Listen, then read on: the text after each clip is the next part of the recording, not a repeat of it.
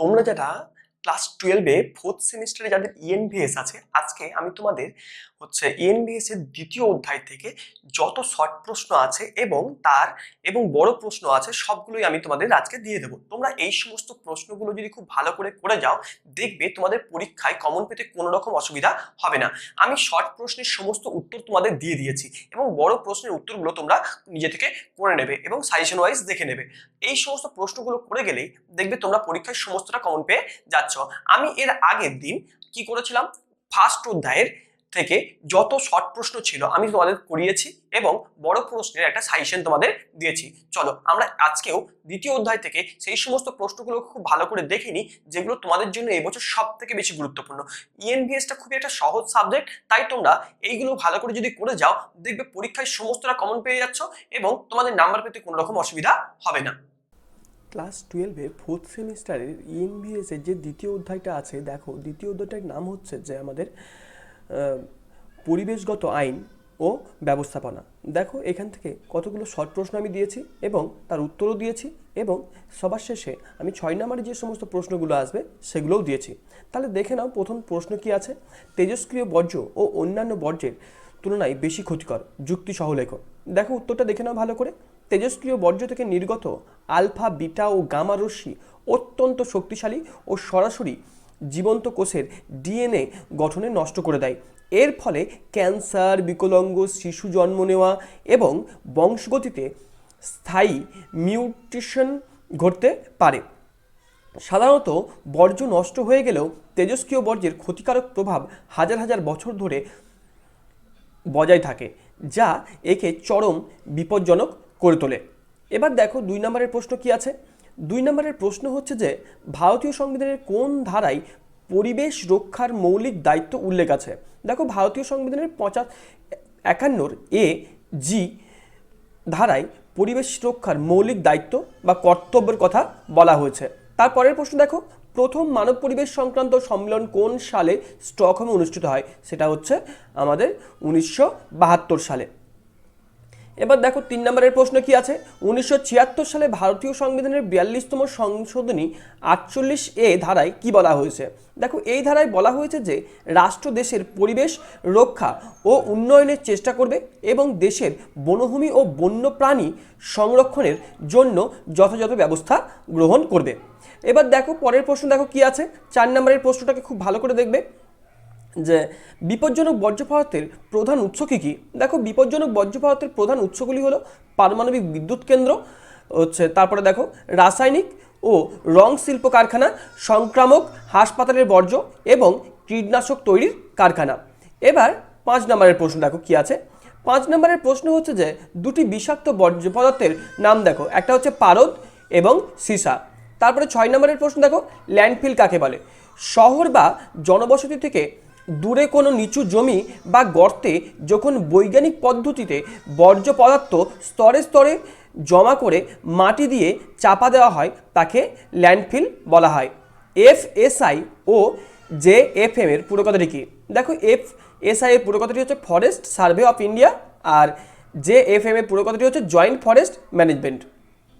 এবার আমরা দেখব 8 নম্বরের প্রশ্নটিতে। দেখো প্রথম 8 নম্বরের প্রশ্নটা কি আছে। কোন ডিভিশনাল ফরেস্ট অফিসারের নেতৃত্বে জয়েন্ট ফরেস্ট ম্যানেজমেন্ট গঠিত হয়।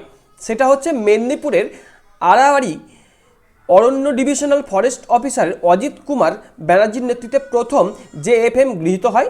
আর বলা হচ্ছে যে তারপরের প্রশ্ন আছে দেখো, কোন সালে জেএফএম সেল গঠিত হয়েছিল। ভারত সরকারের অধীনে 1990 সালে জেএফএম সেল গঠিত হয়েছিল। 9 নম্বরের প্রশ্ন দেখো, 2007 সাল পর্যন্ত দেশে কতগুলি বায়োস্ফিয়ার রিজার্ভ গঠিত হয়েছিল। দেখো এটা হচ্ছে 15টি। প্রথমে উত্তরটা হচ্ছে 15টি। তারপরটা দেখো, কোন সালে national afforestation and eco development board স্থাপিত হয়। সেটা হচ্ছে 1992 সালে। এবার 10 নম্বরের প্রশ্ন দেখো, এনসিইপি এর পুরো নাম কি। এনসিইপি এর দায়িত্ব কি। দেখো এনসিইপি এর পুরো নামটি হচ্ছে national committee of environment planning and coordination. এর দায়িত্ব হলো দেশের উন্নয়নমূলক কাজ করার সময় পরিবেশ রক্ষার নীতি নির্ধারণ করা এবং সরকারকে প্রয়োজনীয় পরামর্শ দেওয়া। এবার দেখো পরের প্রশ্ন, 11 নম্বরের প্রশ্ন কি আছে, ভারত সরকারের পরিবেশ মন্ত্রক কোন সালে স্থাপিত হয়েছিল? আর 1972 খ্রিস্টাব্দে প্রথম মানব পরিবেশ সংক্রান্ত সম্মেলনটি কোথায় অনুষ্ঠিত হয়েছিল? প্রথমে উত্তরটা দেখে নাও যে ভারত সরকার পরিবেশ এবং বন মন্ত্রক 1985 সালে স্থাপিত হয়েছিল, আর 1972 সালের প্রথম মানব পরিবেশ সংক্রান্ত সম্মেলনটি সুইডেনের স্টকহোমে অনুষ্ঠিত হয়েছিল। এবার 12 নম্বরের প্রশ্ন দেখো কি আছে, ভারতীয় বয়লার আইন কোন সালে প্রণয়ন হয়েছিল? সেটা হচ্ছে 1923 সালে। তারপরের প্রশ্ন দেখো, ভারতবর্ষ কীটনাশক আইন কোন সালে প্রণীত হয়েছিল? সেটা হচ্ছে 1968 সালে। এবার দেখো 13 নম্বরের প্রশ্ন কি আছে, ভারতবর্ষে ফ্যাক্টরিজ আইন কোন সালে প্রণয়ন হয়েছিল? সেটা হচ্ছে 1948 সালে। আর কত সালে বায়ু দূষণ আইন নিয়ন্ত্রণ হয়? সেটা হচ্ছে 1981 সালে। এই প্রশ্নগুলোকে তোমরা খুব ভালো করে সবাই করে নেবে। এবার দেখো 14 নম্বরের প্রশ্ন কি আছে, ভারতীয় বন আইন কোন সালে প্রণয়ন হয়েছিল? কোন সালে ভারতবর্ষে বন আইন সংরক্ষণ হয়েছিল? একটা হচ্ছে 1927 আর পরেরটা হচ্ছে 1980। 15 নম্বরের প্রশ্ন দেখো কি আছে, ভারতবর্ষে খনি ও খনিজ আইন কোন সালে জারি করা হয়?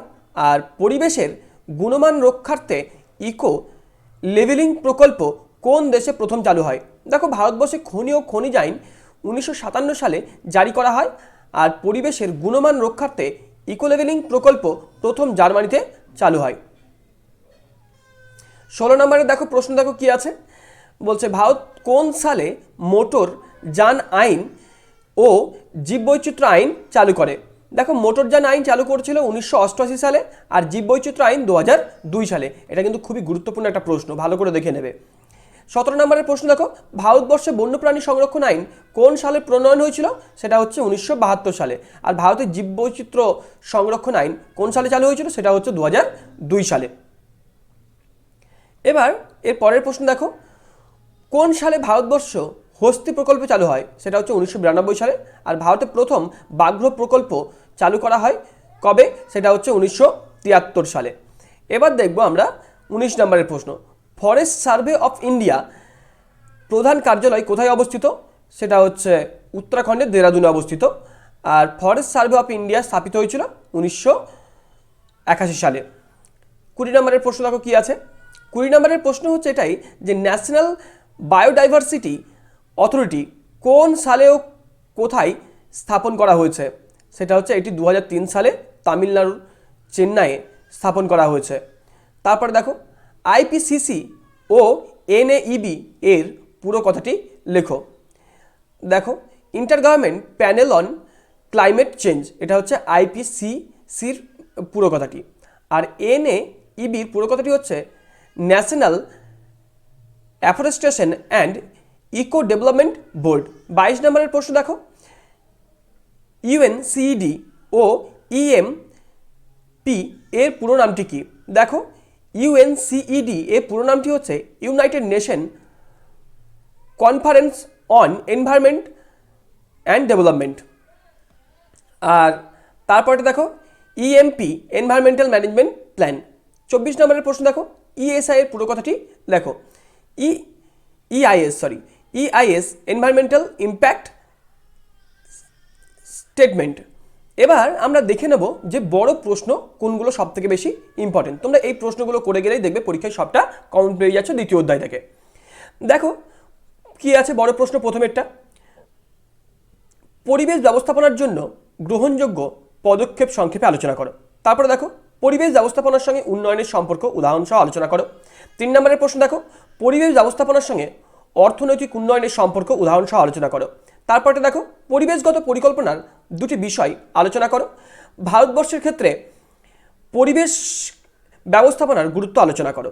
5 নম্বরের প্রশ্ন দেখো, 4R ব্যবস্থাপনা বলতে কি বোঝো? 4R ব্যবস্থাপনার গুরুত্ব লেখো।